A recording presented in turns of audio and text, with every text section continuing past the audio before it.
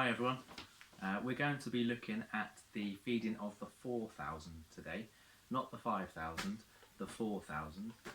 And it's been a long time since I've seen you all, and it's probably a bit of a relief for you guys not to see me for a while, so now you've got me talking to you instead. Okay, this is Reuben, for all those who don't know who he is. Okay, so I'm just going to read the passage first, okay?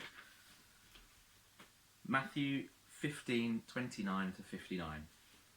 Jesus left there and went along the Sea of Galilee. Then he went up a mountainside and sat down. Great crowds came to him, bringing the lame, the blind, the crippled, the mute, and many others. They laid at his feet, and he healed them. The people were amazed. They saw the mute speaking, the crippled made well, the lame walking, and the blind to see. And they praised the God of Israel. Jesus called to his disciples and said, I have compassion for these people. They have already been with me for 3 days and had nothing to eat. I do not want to send them away hungry, or they may collapse on the way. His disciples answered, Where could we get enough bread in this remote place to feed such a crowd? How many loaves do you have? So the disciples looked among themselves to see how many they had. Now, it says they had seven loaves of bread and a few small fish, whatever fish they were. So what have we got in the bag? We've got a banana. I don't think they had those, not in the desert. What else have we got? Oh, we've got a nice pastry or something. Go on then, what else? Bit of toast, well that's bread, that's 2. Burger bap, 3. Ice cream, I'm pretty sure they didn't have ice cream in the desert. What else we got? Baked beans, what do you reckon? Think they had baked beans in the desert? Probably not. Oh, croissant, that's bread, we'll count that. Baguette, yep, take that one. We've got a few fish, so that's good. A few small fish. Bread. More bread, thank you. And what else we got? Bread, more croissants. So we've got 1, 2, 3, 4, 5, 6. How many have we got? I don't know.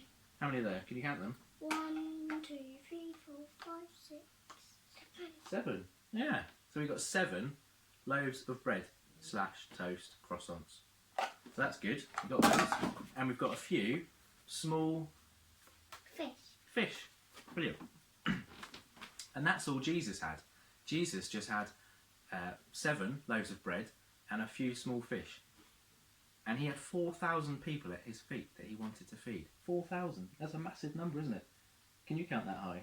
No. Okay, so let's carry on. It's only a few passages. So he told the crowd to sit on the ground. Then he took the 7 loaves and the fish, and when he gave thanks, he broke them and gave them to the disciples. And in turn, the disciples turned to the people. They all ate and were all satisfied.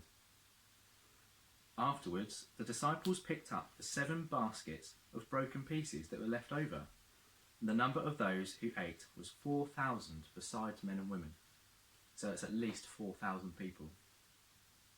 After Jesus had sent the crowd away, he got in the boat and went to the vicinity of Magadan. So when we're reading this, there's only really, there's 3 main points. It's a good story, and there's 3 main points that I'd really like to pick out from this story. And I think they're really important for all of us, especially with the current situation that's going on. So if I can get you to hold that up really high for me, hold it above your head. So Jesus provides. So the main gist of this story is that Jesus provides us with what we need. Those people wanted food, and Jesus gave them the food. And when we have, quite often some of us, when we have dinner, when we have lunch, we'll say grace. We'll say, thank you, God, for this food. Jesus provides us with food. He provides us with all we need, whether it's work, house, family, friends, church. So that was point 1, Jesus provides. Thank you, Reuben. And the other thing was, can you hold that one up? What does that say? Jesus uses, yeah. So Jesus uses us. Jesus uses us. I don't even remember what I've written. You remember. Jesus uses us. And Reuben. And you. And everyone. So in this miracle, Jesus used his disciples to pass the bread onto the 4,000. Jesus prayed to God and gave thanks, but it was the disciples that helped spread the bread. Much like Jesus can help us today. He can help us visit our neighbours, or not visit our neighbours, it's got to be like 2 metres away. He can help us to just spread the gospel, to show God's love to our friends and to our neighbours, and help other people who are in need. I know we've spoken about people in need before. The last and third thing is, hold that one up, what does that say? Jesus is for all. Good boy. So Jesus is for all.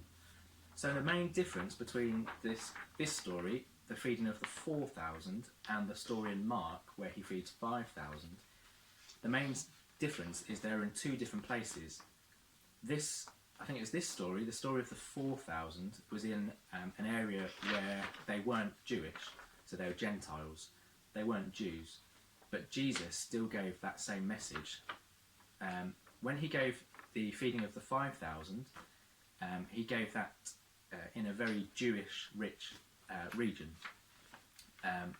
So it just indicates that he's doing the same miracles to Jewish, and he's doing the same miracles to the non-Jewish.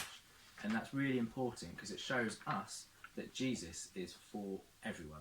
He's for you, he's for me, he's for the non-Christians, he's for our friends who don't go to church, he's for all of us. And that's really important as well. So those 3 things that I could pick out of this story is Jesus provides, Jesus uses us, and what's the last one? Jesus is for all. Jesus is for all. Good boy. Okay, we're going to say bye-bye? Bye.